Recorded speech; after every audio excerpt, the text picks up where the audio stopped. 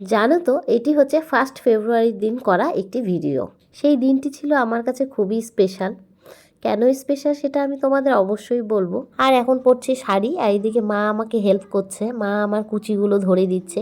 শুধু কুচিগুলোই নয়, আঁচলটাও মাই করে দিয়েছে। আর জানো তো, বেশ অনেক দিন পর আজকে শাড়ি পরছি। এখন আর সেইভাবে শাড়ি পরাই হয় না। আর এখন শাড়ি টাড়ি পরে রেডি হয়ে যাব এক জায়গায়। সেটা কোথায় যাব সেটা অবশ্যই তোমাদের জানাবো। আর কে কে যাচ্ছে সেটাও আমি তোমাদের জানাবো। আর জানো তো, আমি তোমাদের বলে রাখি, ওই 1 ফেব্রুয়ারির ভোর 4টের দিকে কিন্তু আমরা বাড়ি পৌঁছই।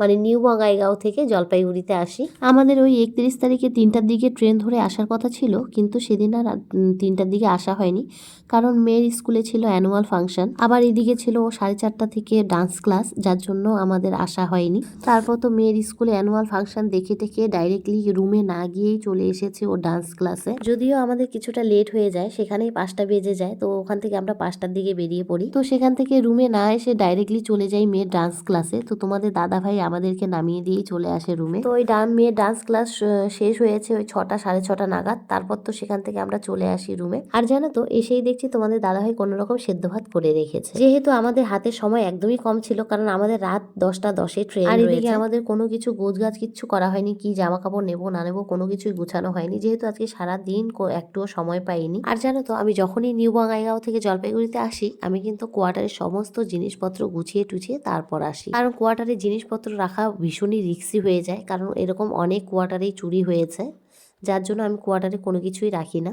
আর এখানে দেখো, আমার সাথে সাথে কিন্তু ভাইও রেডি হচ্ছে, কারণ ভাইও আমাদের সঙ্গে যাবে। আর কে কে যাবে সেটা আমি তোমাদের বলবো, অবশ্যই বলবো সেটা। জানো তো, একবার তো ভেবেছিলাম আমাদের হয়তো আসাই হবে না, কিন্তু যদি আমরা না আসতাম তাহলে আবার একটা বছর ওয়েট করতে হতো। তবে টেনশনেও ছিলাম জানো, কারণ হচ্ছে যেহেতু আমরা দিনের বেলা যাইনি, কারণ আমরা দিনের বেলা টিকিট ছাড়াও চলে যেতে পারি, কিন্তু রাতের বেলা একটু সমস্যাই হয়, কারণ রাতের বেলা সিট পাওয়া যায় না। আর দিনের বেলা যেটা হয় সেটা হচ্ছে বসেও যাওয়া যায়, আর রাতের বেলা যেহেতু সবাই শুয়ে পড়ে, সেই হিসেবে আমাদের যেতে একটু অসুবিধেই হয়। আর জানো তো, ট্রেনের টিকিট ওই আগে থেকেই কাটতে হয়। তো আমাদের যেহেতু ট্রেনের টিকিট কাটা ছিল না, তো হঠাৎ করেই তোমাদের দাদাভাই ফোন করে বলছে যে হচ্ছে একটা ট্রেনের টিকিট পেয়েছি, তো ট্রেনের টিকিটটা কি কাটবো? আমি বলছি তাহলে কেটে ফেলো, যেহেতু যাওয়াটাও দরকার। ওই ভাগ্যিস একটা টিকিটই ছিল, সেই টিকিটটা তোমাদের দাদাভাই কেটেছে, কারণ টিকিট একদিনের মধ্যে পাওয়া খুব চাপ হয়ে যায়। আর এখানে দেখো, একজোড়া ফুল কান নিয়েছি, আমার ভীষণ ভীষণ পছন্দের কানের গুলো। জানো তো, কানের গুলো নিয়েছি বেশ অনেক দিন হলো, কিন্তু একদিনও পরা হয়নি,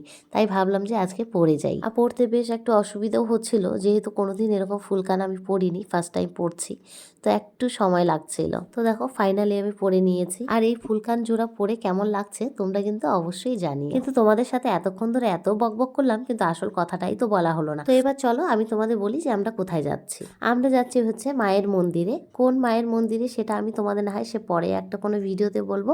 আর কারা কারা যাচ্ছি এবার তোমাদের বলি। তো আমরা যাচ্ছি অনেকজন মিলেই, অনেকজন বলতে আমি, তোমাদের দাদা ভাই, আমার মেয়ে, তার সাথে ভাই, ভাইয়ের বউ আর একটা ভাস্তি। আর যেটা তোমাদের প্রথমেই বলেছিলাম যে আজকে আমার দিনটি ভীষণই স্পেশাল আমার জন্য।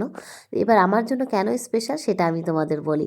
আমার দিনটি আজকে স্পেশাল হচ্ছে দুটো কারণে। প্রথমত কারণ হচ্ছে আজকে আমার জন্মদিন। হ্যাঁ, আজকে আমার শুভ জন্মদিন। আর যেই মায়ের পুজো দিতে যাব সেই মায়ের পুজোটাও পড়েছে আজকের দিনে, তাই আমার জন্য আজকের দিনটি ভীষণই স্পেশাল। তাই ভাবছি আজকে মায়ের কাছে যেতেই হবে। সেই অনেক দিনের ইচ্ছে, অনেক দিন ধরেই আমি মায়ের মন্দিরে যেতে চাইছি, কিন্তু যাওয়া হচ্ছে না। তাই ভাবলাম আজকের দিনটি একদমই হাতছাড়া করা যাবে না, কারণ এত সুন্দর একটি দিন আমার জীবনে আর কখনো ফিরে নাও আসতে পারে। কেননা মায়ের বাৎসরিক পুজোর দিনই আমার জন্মদিনটা পড়েছে, তাই কেন জানি না আবার ভীষণ ভাবে মায়ের দিকে মনটা টানছে। আর এদিকে দেখো, তোমাদের সাথে কথা বলতে বলতে কিন্তু আমার ফাইনাল লুক রেডি। এখন শুধু জুয়েলারি গুলো পরলেই হয়ে যাবে। আর জানো তো, যেই মায়ের মন্দিরে আমি যাচ্ছি সেই মায়ের মন্দির ঘিরে কিন্তু আমার জীবনে অনেক স্মৃতি জড়িয়ে রয়েছে। কেননা মেয়েবেলা থেকেই ওই মন্দিরে আমি পুজো দিতে যেতাম। বিয়ের পরেও আমি পুজো দিতে গিয়েছিলাম, বাট যবে থেকে আমি নিউ বঙ্গাইগাঁওয়ে শিফট হয়েছি তবে থেকে আর সেইভাবে পুজো দিতে যাওয়া হয় না। তবে জানো তো, মায়ের কাছে আমার একটা মানত রয়েছে, সেই অনেক দিন আগেই মানতটা করেছি, আর সেটা আমার পূর্ণ হয়েছে। সত্যি কথা বলতে মায়ের কাছে আমি কোনোদিনই কিছু চাইনি, ওই ফার্স্ট টাইম আমি চেয়েছিলাম, তো সেটাও আমার পূরণ হয়েছে।